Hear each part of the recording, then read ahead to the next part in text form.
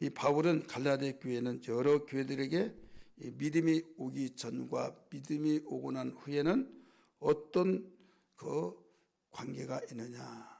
이것은 율법과 하나님의 약속된 복음의 관계다. 이것을 설명해 주고 있는 겁니다. 오늘 그러면 믿음이 오기 전에 그 율법을 어떻게 설명을 하고 있느냐.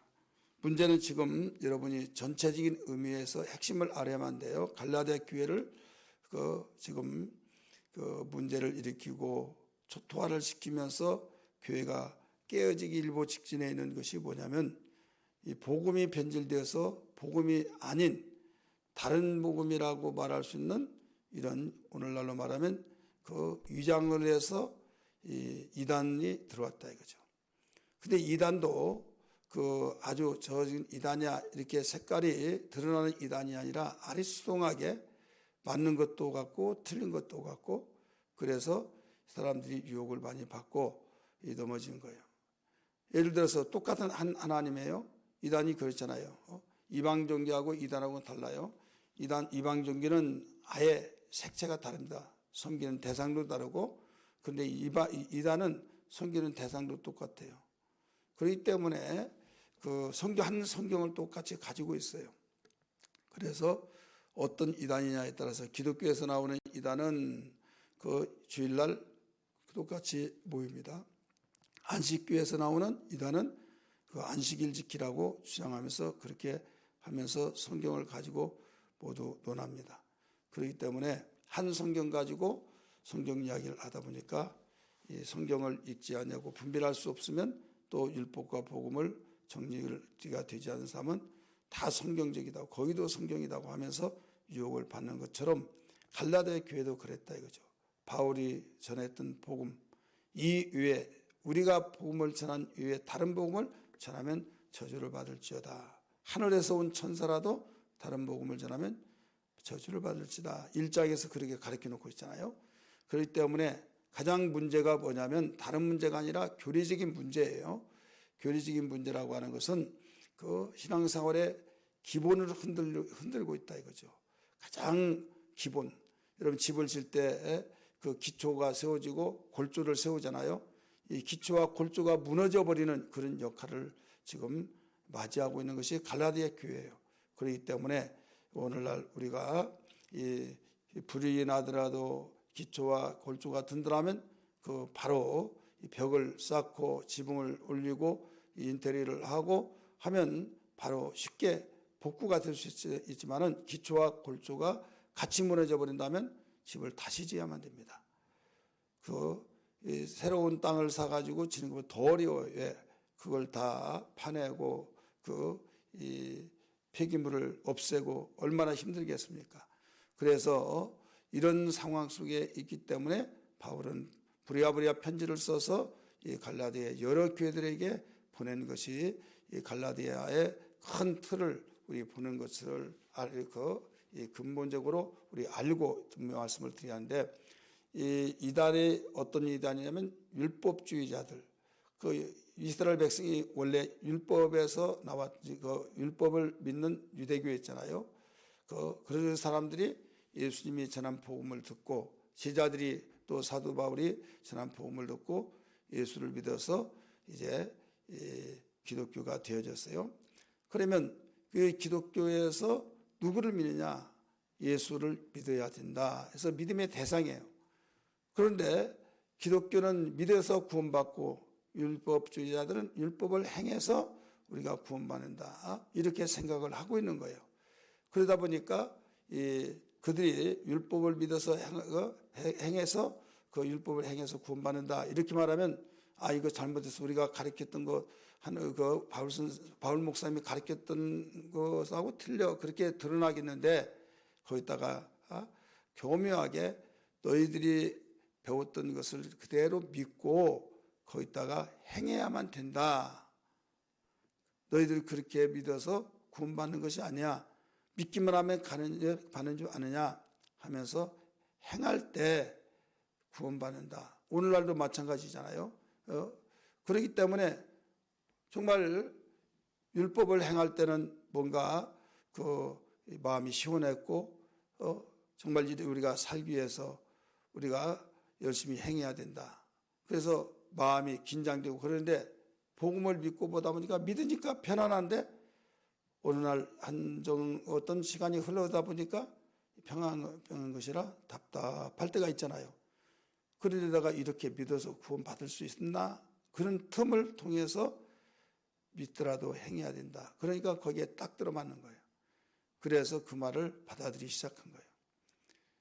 여러분, 우리는 구원이라는 것은 믿음 플러스 어떤 첨부물이 거기에 들어올 수가 없어요. 믿음은 그 외에 어떤 다른 조건이 없어요.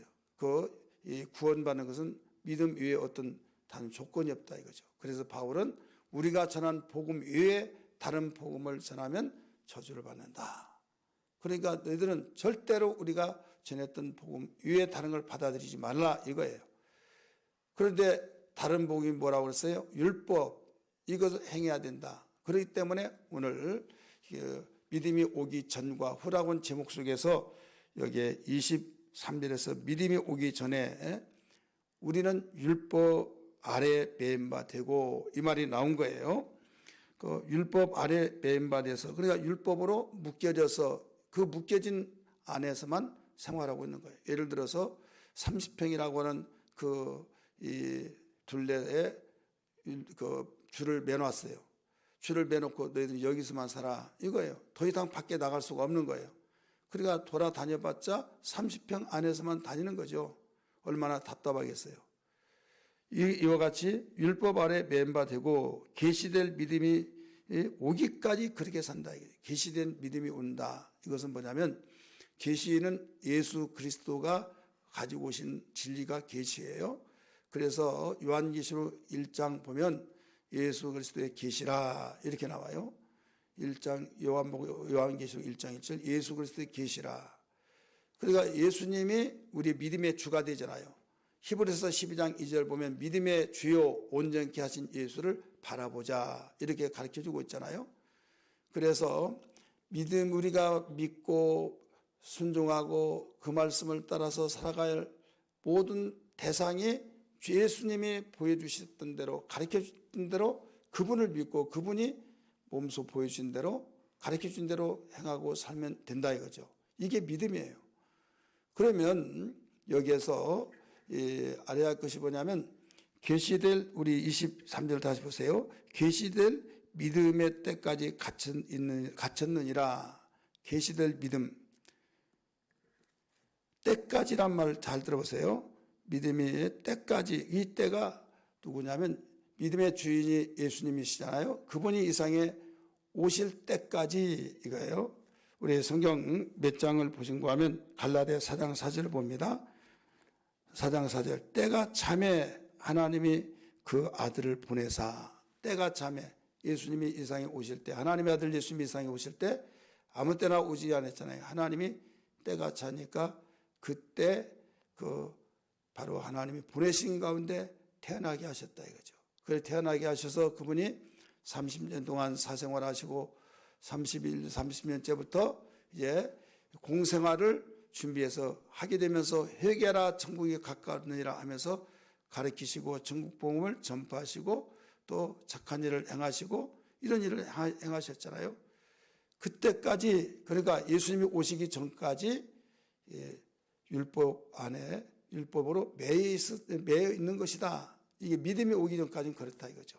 두 번째 믿음이 오기 전까지는 24절에 보세요. 이같이 율법이 우리를 그리스도께로 인도하는 초등교사가 되어 초등교사가 됐다고 그랬어요. 율법이 우리를 예수님께로 이 땅에 오신 예수님께로 인도하는 초등학교 교사가 되었다 이거죠. 초등학교 매우 우리 학교에 지금은 이제 유치원도 유아학교라고 하잖아요. 예, 초등학교 교사로서의 교사는 해야 할 일이 있잖아요. 가르치는 거잖아요. 그래서 초등학교 때 가르치는 것은 어디까지 유치원에서 가르치는 어디까지 있잖아요. 가르치는 그 목표가 있잖아요. 그래 목표에 여기까지 더 이상은 초등학교 이상에서 이거 이상을 가리키면 이건 초등학교에서 가르친 것이 아니야라고 하듯이 율법에서 가르치는 것은 어디까지냐? 바로 그리스도가 그리스도에게 인도하는 데까지 초등학교 교사가 가르치는 것이다 이거죠. 이것이 율법이다 이거죠.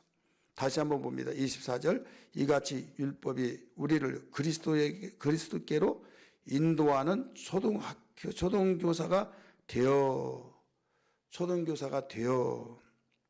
우리로 하여금 믿음으로 말미암아 의롭다함을 얻게 하려 하심이라. 의롭다함을 얻게 하려 하심이라. 그러니까 율법이 의롭다함을 얻게 할 수 있다고 한다면 예수님이 오실 이유가 없어요. 율법은 아무리 여러분 지킨다 할지라도 율법으로는 하나님이 찾으시는 의를 의롭다함을 얻을 수 있게 할 수 없다 이거죠. 그러니까 초등학교에서는 반드시 범위가 여기까지 그런 것처럼 어디까지냐? 그리스도에게로 인도하는 거기까지다 이거죠. 그리스도는 모든 하나님의 의가 되어져서 모든 삶을 의롭게 할 수 있는 능력이 계시고 또 하나님 예수께서는 의인으로 오셔서 바로 우리를 의롭게 해주시는 역사가 있기 때문에 그렇게 역사를 이루는 하나님의 의가 되신 그리스도에게로 인도하는 데까지 거기가 율법이에요. 그러니까 율법은 누구까지라고 그랬어요? 요한까지니 그랬죠. 요한은 누굽니까? 침례요한. 이게 마지막 선지자거든요. 마지막 선지자로서 여기에 예수께로 인도해 준 거죠. 보라 세상 죄를 지고 가는 하나님의 어린 양이로다 하면서 예수께로 인도를 해줬잖아요. 그래서 자기 제자들이 예수님의 제자가 되도록 길을 열어놨어요. 풀어놓아 줬어요. 여러분 어떻게 보면 기분 나쁘잖아요. 자기 제자가 다른 사람의 제자로 가버린다고 하는 것은 배신했다 할 수 있는데 요한은 그러지 않았어요. 오히려 가도록 길을 열어놓은 거예요. 여러분 이게 율법입니다. 그래서 아무리 율법에 제사를 지내고 유월절을 지키고 이런 일을 한다고 한다 할지라도 우리에게 예수를 알기 전에 믿음이 하나님이 원하신 믿음이 오기 전까지는 필요하나 믿음이 온 후로는 여기에서 우리는 해방된 자다 이걸 알아야만 합니다. 그렇다면 두 번째 믿음이 온 후로는 어떻게 달라지느냐? 25절 말씀 봅니다. 우리가 초등교사 아래 있지 아니하도다. 이제는 초등학교를 졸업했으면 초등학교 다시 들어가야 해요? 안 들어가야 하잖아요.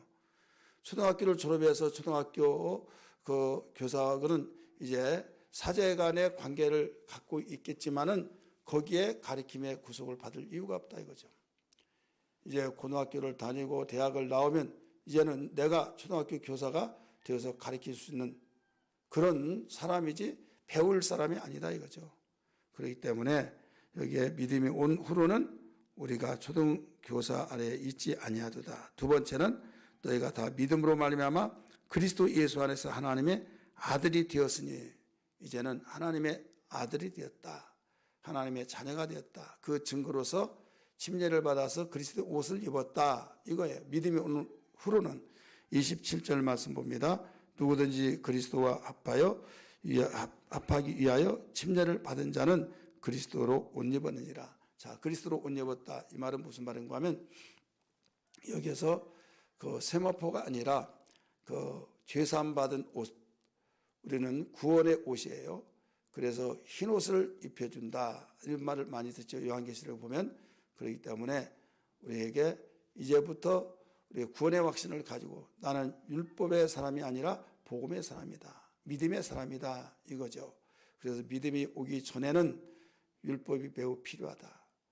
자, 대학을 들어가고 그것은 우리가 기초학문인 초등학교에서부터 차근차근 배우고 과정을 해서 맨 마지막 올라가듯이 바로 율법이 그러면 필요 없냐? 그게 아니라 율법은 어디까지나 율법 용무가 있다 이거죠.